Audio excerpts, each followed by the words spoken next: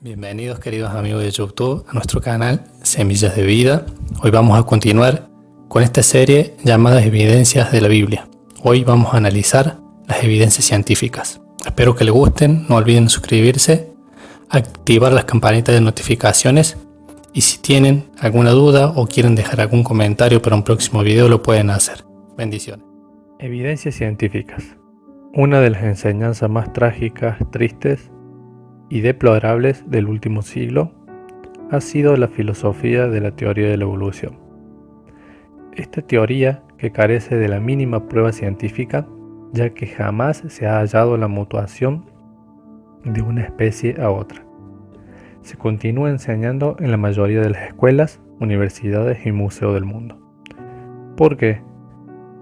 Porque el mundo científico jamás podrá demostrar científicamente el origen del universo, el origen de la vida y la razón y el propósito del ser humano en esta vida. Y es precisamente porque no se puede ni se podrá demostrar científicamente el origen de la vida, que los científicos también tienen que inventar teorías, especulaciones e hipótesis. Es increíble que en el libro de Carlos Darwin escribió el origen de las especies y nunca haya mencionado cuál fue precisamente el origen de las especies. Pero veamos ahora en la Biblia algunas de las verdades que sí son científicas, escritas hace muchos siglos antes de que la misma ciencia la descubriera, las cuales demuestran más veracidad y exactitud que la famosa teoría de la evolución. Primero, el orden de la creación. Es increíble de qué manera la Biblia nos puede revelar el orden perfecto en que Dios llevó a cabo la creación del universo. Los primeros 23 versículos del libro de Génesis la describen detalladamente. El primer día, la luz.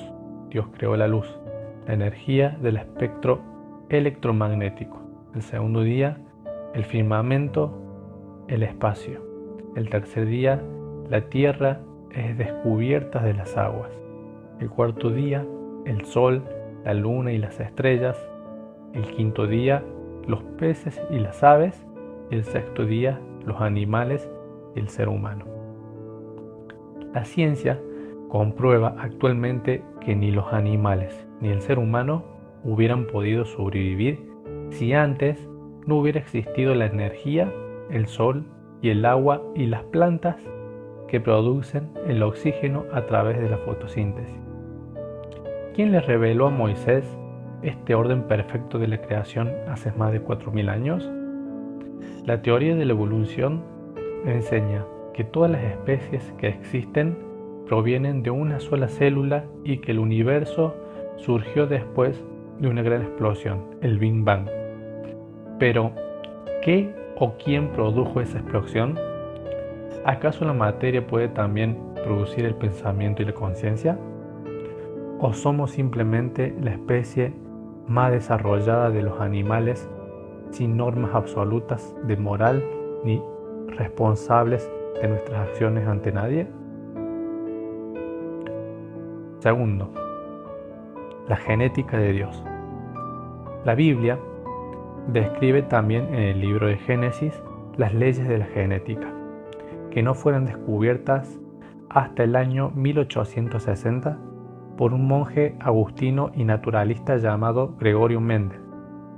Posteriormente, hasta el año 1954, dos norteamericanos descubrieron el ADN, que contiene toda la información genética de cada ser viviente en cada una de sus células. Es increíble que hayan transcurrido más de 4000 años para que se descubriera lo que la Biblia revelaba con tantos siglos de anticipación. Después dijo Dios: produzca la tierra hierba verde, hierba que dé semilla, árbol que dé fruto según su género, que su semilla esté en él sobre la tierra. Y fue así. Produjo pues la tierra hierba verde, hierba que da semilla según su naturaleza, y árbol que da fruto, cuya semilla está en él, según su género. Y vio Dios que era bueno. Luego Dios dijo: produzca la tierra seres vivientes según su género, bestias, serpientes y animales de la tierra según su especie. E hizo Dios los animales de la tierra según su género, y ganado según su género, y todo animal que se arrastra sobre la tierra según su especie. Génesis 1, del 11 al 12 y del 24 al 25. 8 veces se menciona en la Biblia las frases según su género y según su especie. ¿Qué significa esto a la luz de los descubrimientos modernos de la genética y del ADN, código genético hereditario contenido en cada célula de nuestro cuerpo? Significa que Dios puso en cada semilla de cada fruta y en cada esperma de cada animal y del ser humano la información, traducido a nuestros tiempos, un software necesaria, codificada, para poder reproducirse según su especie. La semilla de la uva contiene un código genético diseñado por Dios para que cuando se siembre salgan uvas y no naranjas. La semilla de las manzanas contiene la información codificada para que cuando se siembren produzcan el tamaño, el color, las vitaminas y minerales que contienen las manzanas y no las peras, exactamente para lo que fueron diseñadas. El esperma de un chimpancé producirá chimpancés y no jirafas. El esperma de un elefante producirá elefantes y no hipopótamos. El esperma del ser humano producirá seres humanos y no chimpancés. Estas son las leyes inexorables de la genética establecidas por Dios en el libro de los libros, la Biblia. Adán y Eva. Tenemos también la revelación bíblica de la famosa pregunta: ¿quién fue primero, el huevo o la gallina? La mayoría de la gente respondería que la gallina, puesto que todos los seres humanos que han existido y existimos actualmente provenimos de una mujer, menos Adán. Dios crea al varón primero que la mujer. Entonces Jehová Dios hizo caer sueño profundo sobre Adán, y mientras éste dormía, tomó una de sus costillas y cerró la carne en su lugar, y de la costilla que Jehová Dios tomó del hombre, hizo una mujer y la trajo al hombre. Dijo entonces Adán: esto es ahora huesos de mis huesos y carne de mi carne. Esta será llamada varona, porque del varón fue tomada. Génesis 2, del versículo 21 al 23. ¿Qué hay de significativo, interesante y científico en la creación de la mujer? Bueno, que la ciencia moderna nos revela que el varón tiene 2 cromosomas, el X y el Y, y la mujer solo tiene 2X. Estos cromosomas son los que determinan el sexo del producto a nacer, puesto que cuando el esperma de mi padre fecundó el óvulo de mi madre, llevaba el cromosoma Y, que es el que determinó que yo fuera varón. Si el cromosoma X hubiera fecundado el óvulo de mi madre, hubiera yo nacido mujer. Al ver Dios creado primero al varón y haber sacado de su material genético a la mujer, la raza humana pudo haberse reproducido saludable y normalmente. Hubiera sido una raza híbrida si hubiera salido de la mujer, puesto que la mujer no contiene en sus cromosomas el cromosoma Y, o sea, el factor Y. Entonces podemos explicar claramente la razón por la cual el Mesías Salvador, el Señor Jesús, tuvo que haber nacido de una mujer virgen. La Biblia describe el nacimiento sobrenatural de Jesús de la siguiente manera. El nacimiento de Jesús fue así. Estando desposada María, su madre, con José antes que se juntasen, se halló que había concebido del Espíritu Santo.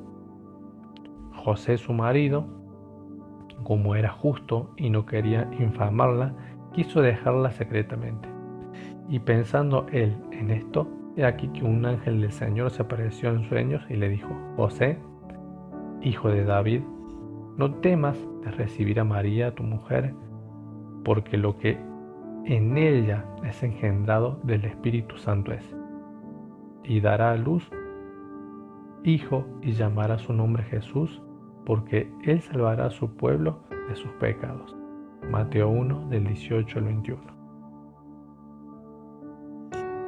Lo que podemos observar inmediatamente es que el nacimiento de Jesús no podía ser como el nacimiento de cualquier ser humano. ¿Por qué?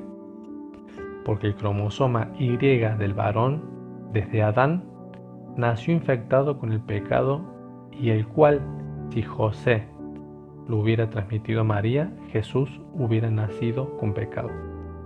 Jesús no podía nacer como producto de las relaciones sexuales de José y María, como nacemos todos los seres humanos, sino que el esperma Y tiene que ser implantado directamente por el Espíritu de Dios. Qué manera maravillosa y sabia resolvió Dios el nacimiento de su Hijo Jesucristo. Nuestro Salvador tenía que ser sin pecado. Tercero, el testimonio universal del diluvio. La Biblia menciona que hubo un diluvio universal que sepultó al mundo antiguo bajo las aguas.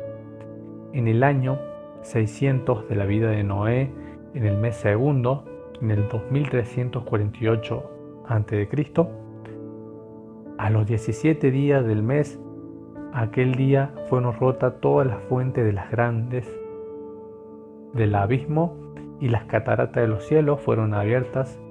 Hubo lluvia sobre la tierra 40 días y 40 noches, y las aguas subieron mucho sobre la tierra, y todos los montes altos que había debajo de los cielos fueron cubiertos. Génesis 7, del 11 al 12 y 19. La mayoría de todas las más antiguas civilizaciones, tanto sumerios, egipcios, chinos, babilónicos y griegos, registraron este acontecimiento y cataclismo universal en sus más antiguos símbolos, pergaminos y escritos. Además, la arqueología moderna nos da testimonio de que casi en todas las montañas, muchas cambiaron por el diluvio, se han encontrado yacimientos coralíferos, comprobando de esta manera la veracidad del registro bíblico. Cuarto, la redondez de la Tierra. No fue hasta el año 1620 que el astrónomo y físico italiano Galileo Galilei descubrió la redondez de la Tierra, pero la Biblia, 2380 años antes que Galileo, ya lo mencionaba.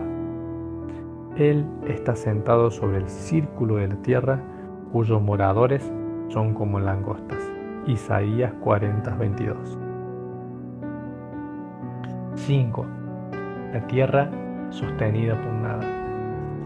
Muchos de los lectores se acordarán que hace algunos años todavía se ilustraba la tierra sostenida o por tortugas o por un hombre fuerte.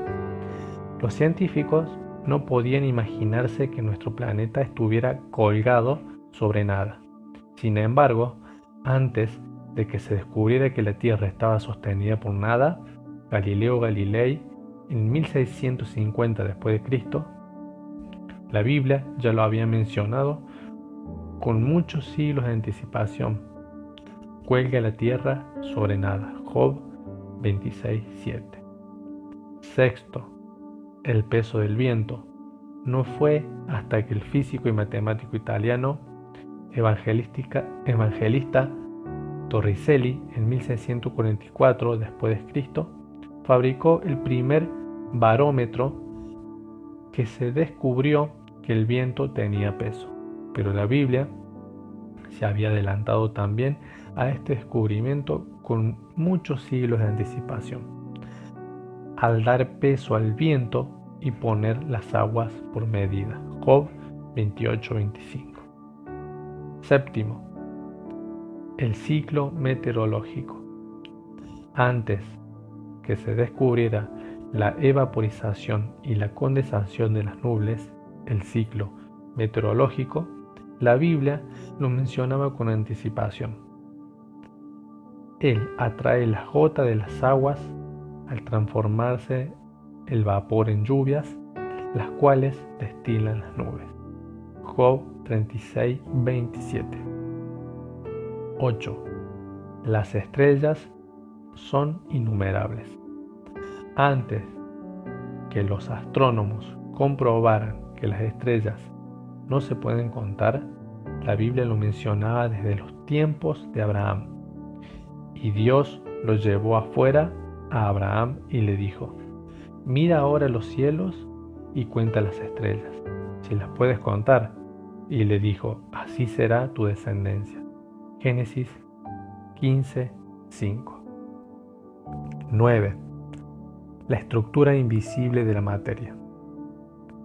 Hasta hace pocos años la ciencia descubrió que todas las cosas visibles materiales están compuestas de partículas microscópicas, átomos compuestos de electrones, neutrones y protones.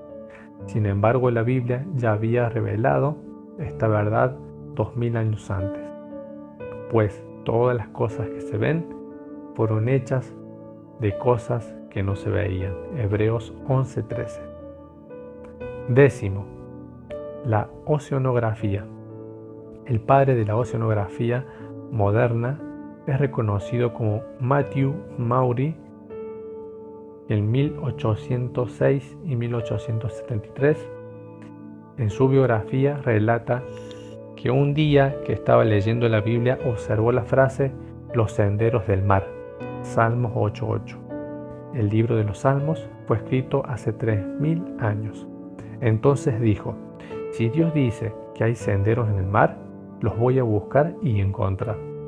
Este científico creyó lo que la Biblia decía y más tarde descubrió las corrientes continentales frías y calientes de los océanos. Su libro acerca del estudio de la oceanografía aún sigue siendo usado en todas las universidades, titulado La geografía física del mar. 11. La cohesión de la materia. Existe una ley física que establece el siguiente principio: toda velocidad es proporcional a la fuerza aplicada. En otras palabras, si arrojamos una piedra con los dedos de la mano, esa piedra saldrá disparada hasta cierta distancia, pues no irá más allá de la fuerza que le aplique. Y así podríamos ver que sucede lo mismo cuando he disparado una flecha o una bala, las cuales llegarán hasta cierta distancia a proporción a la fuerza que se le haya aplicado. Esta ley física establece que todo movimiento tiene que tener una causa. Sin embargo, los movimientos de rotación y traslación que tiene nuestro planeta violan este principio físico. ¿Quién le da o quién impulsa el movimiento de nuestro planeta para que siga girando a la misma velocidad sobre su eje y alrededor del Sol desde hace millones de años? Y este mismo fenómeno sucede también en el microcosmos. ¿Por qué? ¿Qué fuerza o poder hace girar de la misma manera a los átomos y electrones que forman la materia? La Biblia nos da la respuesta. Por tu ordenación subsisten todas las cosas hasta hoy, pues todas ellas te sirven. Salmos 119, 91. David menciona el orden con el cual Dios creó el universo, y no solo eso, sino que también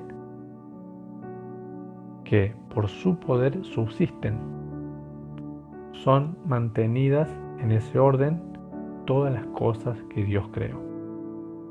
El escritor del libro de los Hebreos escribió, hablando del Señor Jesucristo, el cual, siendo el resplandor de su gloria y la imagen misma de su sustancia, y quien sustenta todas las cosas con su palabra de su poder. Hebreos 1, 3. ¿Quién es Él o lo que mantiene esta uniformidad del movimiento en el macrocosmo y en el microcosmo? El Señor Jesucristo y la palabra de Dios. Las ondas de radio. Dios le hizo una pregunta bastante extraña a Job hace aproximadamente 4000 años. ¿Por dónde va el camino a la habitación de la luz? ¿Por qué camino se reparte la luz? ¿Enviarás tú los relámpagos para que ellos vayan y te dirán ellos, henos aquí? Job 38, 19, 24 y 35. Estas son las declaraciones asombrosas a la luz de la ciencia moderna. La ciencia comprueba actualmente que la luz viaja continuamente y, al contrario de la luz, las tinieblas son estáticas. Pero, ¿sabías que la relación electromagnética de las ondas de radio hasta los rayos X viajan a la velocidad de la luz? Esta es la razón por la cual podemos tener actualmente la comunicación inalámbrica instantánea con el otro lado del mundo. La revelación de que la luz viajara no fue descubierta hasta el 1864 y 3500 años después que la Biblia, cuando el científico británico James Clerk Maxwell sugirió que la electricidad y las ondas de luz eran dos formas distintas de energía. Eso lo podemos encontrar en la Enciclopedia Británica Moderna Ilustrada. La ley de la entropía. La ley de la entropía, o la segunda ley de la termodinámica, establece que toda la materia está sufriendo un desgaste, una pérdida de energía o un deterioro constante. O sea, todos los procesos físicos y todos los sistemas ordenados tienden al desorden. En otras palabras, la materia o energía a nuestro alrededor está continuamente en proceso de descomposición, de oxidación, envejecimiento, de corrupción y desgaste.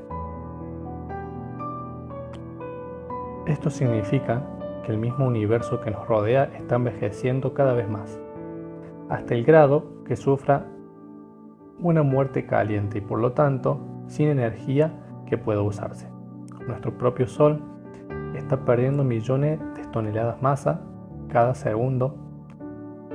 Estas leyes fueron propuestas por el químico biólogo francés Antoine Lavoisier en 1743 y 1794. Otra vez, de manera asombrosa, la Biblia describía con cientos de siglos de anticipación al descubrimiento de estas leyes físicas. Estas verdades que rigen casi a todas las demás disciplinas académicas científicas. En 3 diferentes pasajes de la Biblia, describe claramente que nuestro planeta se encontraba bajo leyes físicas de envejecimiento y corrupción constante de la materia. Desde el principio, tú fundaste la tierra y los cielos son obra de tus manos. Ellos perecerán, mas tú permanecerás. Todos ellos, como una vestidura, se envejecerán. Como un vestido, lo mudarás y serán mudados. Salmos 102, versículos 25 al 26, fue escrito 1000 años antes de Cristo. Alzad a los cielos vuestros ojos y mirad abajo la tierra, porque los cielos serán deshechos como humo y la tierra se envejecerá como ropa de vestir. Isaías 51:6. Fue escrito 750 años antes de Cristo. Los cielos son obra de tus manos, ellos perecerán, mas tú permaneces. Ellos envejecerán como vestiduras y serán mudados, pero tú eres el mismo. Hebreos 1, del 10 al 11, 70 años después de Cristo. El ciclo hidrológico. La Biblia enseña esta verdad científica desde hace 3000 años. Los ríos todos van al mar y el mar no se llena. Al lugar de donde vinieron, los ríos allí vuelven para correr de nuevo. Eclesiastés 1:7. Esta declaración no parece muy profunda, pero cuando la consideramos con otros pasajes de la Escritura, adquiere un significado profundo. Por ejemplo, el río Mississippi arroja aproximadamente 520 millones de galones de agua cada día en el Golfo de México, y este es solo uno de los miles de ríos que hacen lo mismo. ¿Por qué no se llenan los mares? ¿O a dónde se va esta agua? La respuesta se encuentra en el ciclo hidrológico, también descrito en la Biblia hace 3000 años por el rey Salomón. Si las nubes fueren llenas de agua, sobre la tierra la derramarán. Eclesiastés 11:3. Y el profeta Amós escribió 753 años antes de Cristo: Él llama a las aguas del mar y sobre la faz de la tierra las derrama. Jehová es su nombre.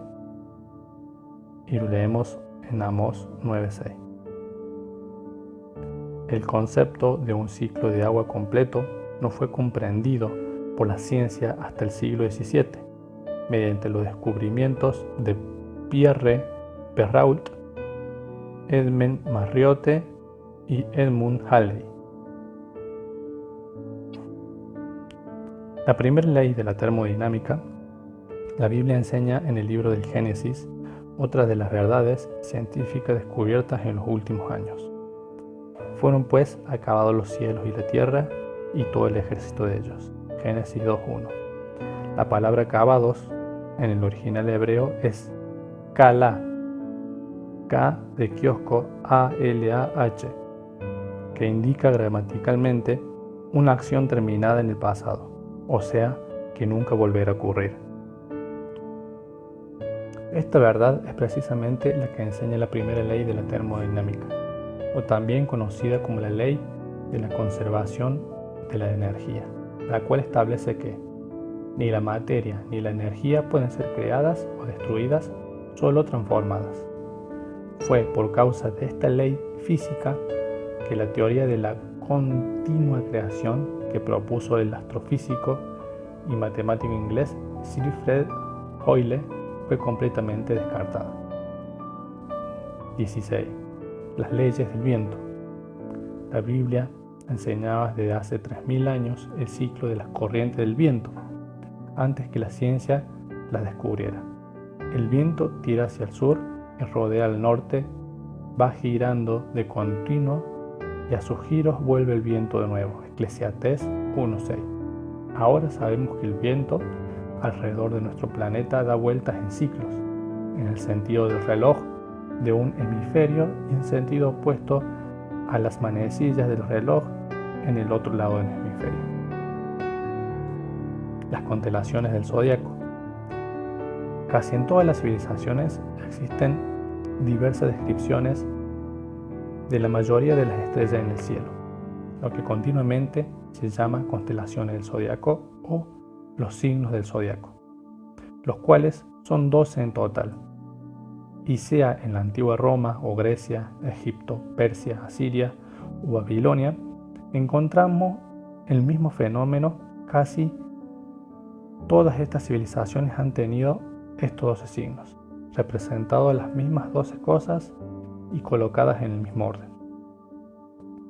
Tanto arqueólogos, antropólogos e historiadores han tratado de investigar en casi todas las librerías del mundo y en los escritos más antiguos por qué todas las civilizaciones han contenido estos signos y de dónde provienen, pero sin ningún éxito. ¿De dónde provienen todos estos signos del famoso zodiaco? El libro de Job que tiene casi la misma antigüedad que el libro del Génesis y que data del año 2150 a.C., o sea, 650 años antes que Moisés escribiera el Pentateuco, los primeros 5 libros de la Biblia, y 1100 años antes que Homero escribiera la Ilíada o la Odisea, en 1500 años antes que Tales, considerado el primer filósofo griego. Encontramos las referencias a las constelaciones de las Pléyades, de Orión y de las estrellas Arcturus, la Ósea Mayor. ¿Podrás tú atar los lazos de las Pléyades o desatar las ligaduras de Orión? ¿Sacarás tú a su tiempo las constelaciones de los cielos o guiarás a la Ósea Mayor con sus hijos? ¿Suspites tú las ordenanzas del cielo? Job 38, del versículo 31 al 33. Todas estas preguntas se las hizo Dios a Job, el cual no podía entender el porqué de todos los sufrimientos que estaba experimentando, para mostrarle lo poco que conocía acerca de los caminos de Dios. La palabra hebrea para constelaciones es Mazarot, M-A-Z-A-R-O-T-H, que significa constelación en el zodiaco, las cuales suman 36. La palabra zodiaco significa grado o pasos, las cuales son las etapas del Sol en el cielo, correspondiendo a los 12 meses del año. El Sol inicia su circuito en la constelación de Virgo, que significa Virgen, y termina en el año de la constelación de Leo, que significa León, las cuales nos revelan el inicio y el final del ministerio de Cristo. En el libro de los más antiguos de la Biblia descubrimos que las constelaciones del zodiaco ya eran reveladas con siglos de anticipación. Dios llamó a la infinidad de estrellas del cielo el ejército de los cielos. Las nombró, las enumeró, las ordenó y los colocó en cada galaxia como señales. Génesis 1 del 14 al 18, 15, 5, Salmo 147, 4 y Jeremías 31, 35. Desgraciadamente, todo este orden maravilloso de Dios fue corrompido y falsificado por Satanás, con lo que ahora se conoce como la astrología, la cual la Biblia condena y advierte pertenece al reino de las tinieblas. Y adoraron a todos el ejército del cielo y sirvieron a Baal, se dieron a la adivinación y agüeros quemaban inciensos a Baal, al sol, a la luna y a los signos del zodiaco y a todo el ejército de los cielos. Segunda de Reyes, capítulo 17, 16 y capítulo 23, versículo del 4 al 5. Dios está condenando a Israel por haberse entregado a estas prácticas paganas del ocultismo, adivinación, brujería y astrología. El profeta Isaías condena también la práctica ocultista de la astrología con estas palabras: te has fatigado en tus muchos consejos, comparezcan ahora y te defiendan los contempladores de los cielos, los que observan las estrellas, los que cuentan los meses para pronosticar lo que vendrá sobre ti. Isaías 47, 13. 18. Principios físicos del universo. La ciencia expresa el universo con 5 términos: tiempo, espacio, materia, energía y movimiento. Es importante que en el primer versículo de la Biblia podamos encontrar estos 5 principios físicos del universo. En el principio, ahí está el tiempo. Dios creó, ahí vemos la energía. Los cielos, ahí vemos el espacio. Y la tierra, ahí vemos la materia. Y el Espíritu de Dios se movía, ahí vemos el movimiento, sobre la faz de las aguas. Génesis 1:1. Lo primero que Dios quiere que conozcamos es que Él es el creador y controlador de todos los aspectos del universo. Así ha dicho Jehová, que da el sol para la luz del día, las leyes de la luna y de las estrellas para la luz de la noche, que parte el mar y braman sus ondas. Jehová de los ejércitos es su nombre. Jeremías 31:35. 19. Las estaciones del año, días y meses del calendario. La Biblia nos describe el propósito del sol y la luna. Dijo luego Dios: haya lumbreras en las expansiones de los cielos para separar el día de la noche y sirvan de señales para las estaciones, para días y años. Génesis 1:14. A través de las maravillas de la astronomía moderna, podemos ahora comprender que un año tiene 365 días, horas y segundos. Es el tiempo requerido que la Tierra usa para viajar en un circuito completo alrededor del Sol. Las estaciones del año, primavera, verano, otoño e invierno, son causadas por el cambio de posición de la Tierra en relación al Sol. Los astrónomos pueden pronosticar exactamente cuándo se inicia y cuándo termina una estación por el movimiento de la Tierra alrededor del Sol. También podemos ahora comprender que un mes es el tiempo de la revolución de la Luna alrededor del Sol, alrededor de la Tierra, con respecto al Sol. ¿Cómo pudo Moisés saber desde hace más de 3.500 años que las lumbreras, el Sol y la Luna, eran factor determinante en la duración de un año, a menos que hubiera sido inspirado por Dios? 20. El circuito del Sol. Desde aproximadamente 3.000 años, la Biblia menciona algo increíble respecto al Sol. En ellos puso tabernáculo para el Sol, y éste, como esposo que sale de su tálamo, se alegra cual gigante para correr el camino de un extremo de los cielos y su curso hasta el término de ellos. Y nada hay que se esconda de su calor. Salmos 19, del 4 al 6. Por muchos años los críticos se burlaron de este pasaje bíblico argumentando que la Biblia enseñaba la doctrina de la geocentricidad, que el Sol se mueve alrededor de la Tierra.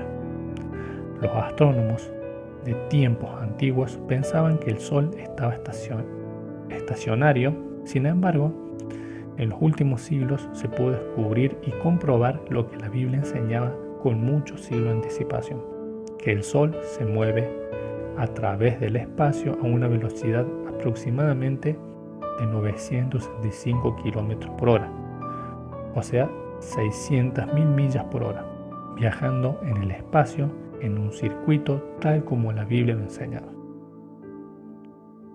Y 21. La teoría de la evolución. Las enseñanzas de la Biblia son diametralmente opuestas a la filosofía y teoría de la evolución que propuso el naturalista inglés Charles Darwin.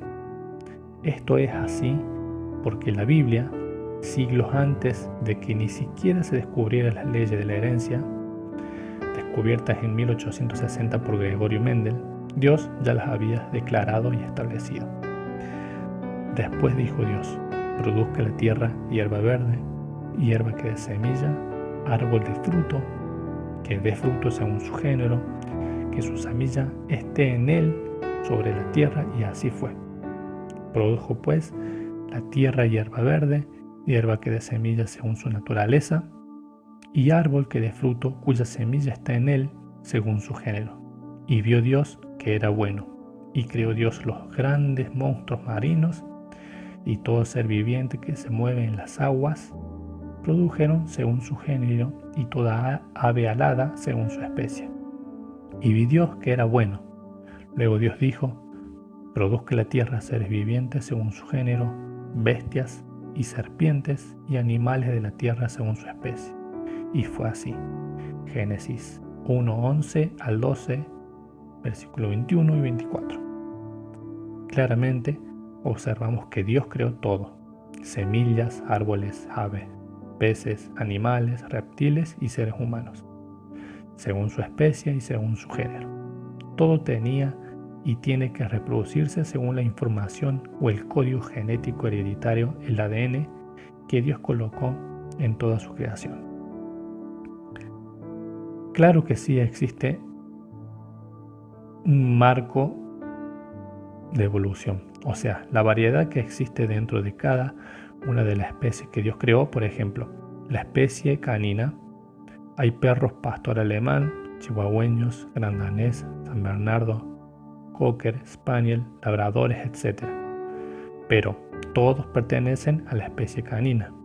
La especie equina tiene caballos, percherón, árabes, ponis, cuarto de milla, españoles, etc. Pero todos son y pertenecen a la especie equina. Jamás ha habido ninguna prueba científica de alguna mutación de una especie a la otra. Esta es la razón por la cual la teoría de la evolución no puede ser considerada científica. ¿Verdad o ciencia ficción? La teoría de la evolución, que desgraciadamente se enseña en casi todas las escuelas, universidades y museos del mundo, produce más preguntas que respuestas. Si cada especie evolucionó a otra especie sin ningún creador, entonces existen miles de problemas para esta absurda e irracional teoría anticientífica.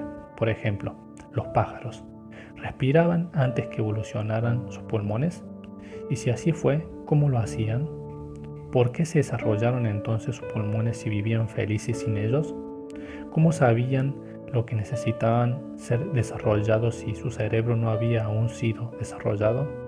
¿Tenían boca los pájaros? ¿Cómo comían antes de que se desarrollara su boca?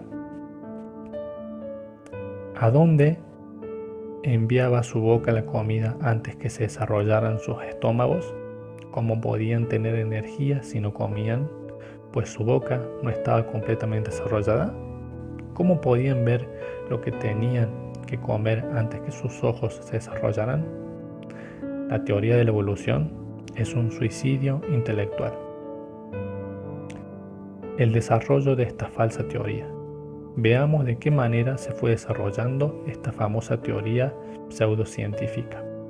Un abogado inglés y geólogo amateur llamado Charles Dawson anunció en 1912 el descubrimiento de algunas piezas de una calavera humana y de una quijada de un chango en una caverna cerca del pueblo de Piltdown en Inglaterra. Los expertos declararon este hallazgo y descubrimiento más grande para demostrar la teoría de la evolución, puesto que consideraron estas piezas humanas y animales que tenían de 300 a 1.000.000 de años de antigüedad.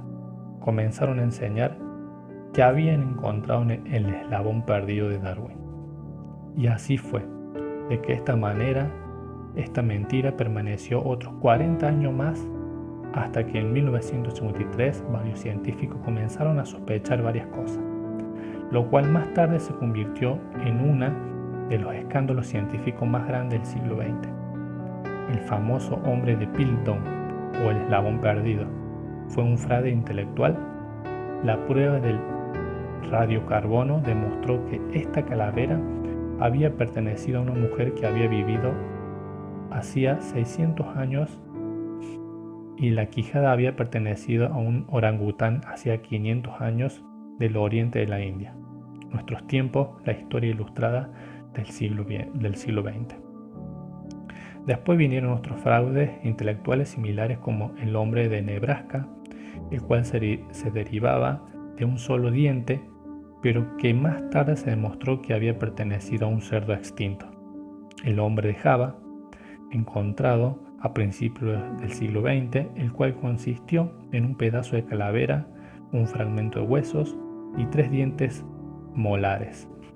El resto provino de la imaginación de los escultores de París.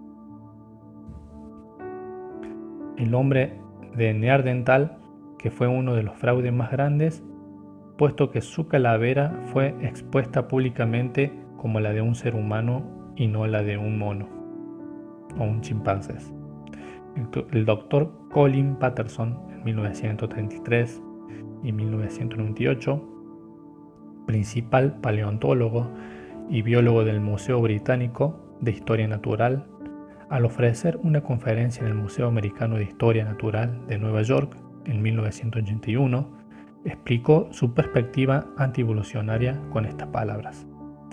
Una mañana desperté y me estremeció la idea de que llevaba trabajando más de 20 años en la teoría de la evolución sin haber jamás encontrado nada que fuera científico. Fue un verdadero shock aprender que podemos estar equivocados por tantos años, por lo que comencé a preguntar a mis colegas, ¿podrían ustedes decirme alguna verdad científica de la teoría de la evolución? La única respuesta que he tenido ha sido un gran silencio absoluto de parte de todos mis colegas en todas partes del mundo, a donde viajo, tanto de los miembros del Seminario Morfológico Evolucionario de la Universidad de Chicago, como lo de los miembros del Museo Natural de Historia de Nueva York. Creation Science Foundations, 1990. La religión evolucionista. Si no existe ninguna prueba científica de la teoría de la evolución, ¿por qué se promueve y se enseña como si lo fuera? Sir Arthur Keith, en 1836 y 1955, quien escribió el prólogo del libro de Darwin, El origen de las especies.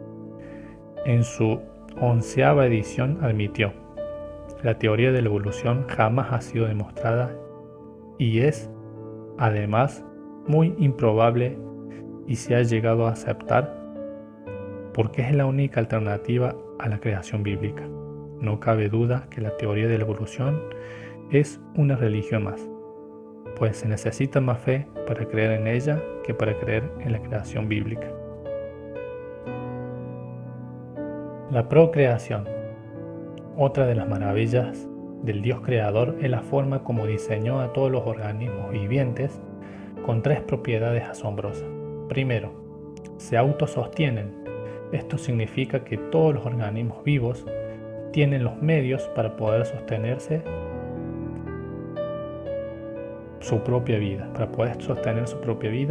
alimentándose, respirando en su atmósfera, aún los peces en el agua, y defendiéndose para sobrevivir.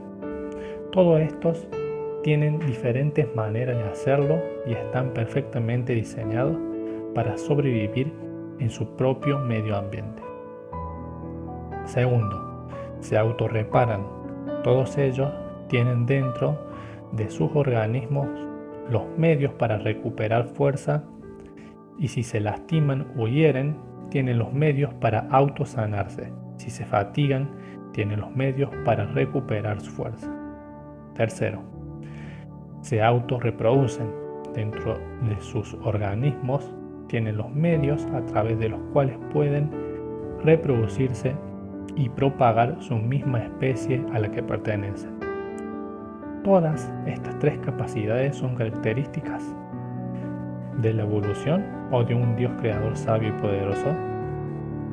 Consideramos ahora la dificultad para construir una máquina que se autosostenga, que se autorrepare y se autorreproduzca.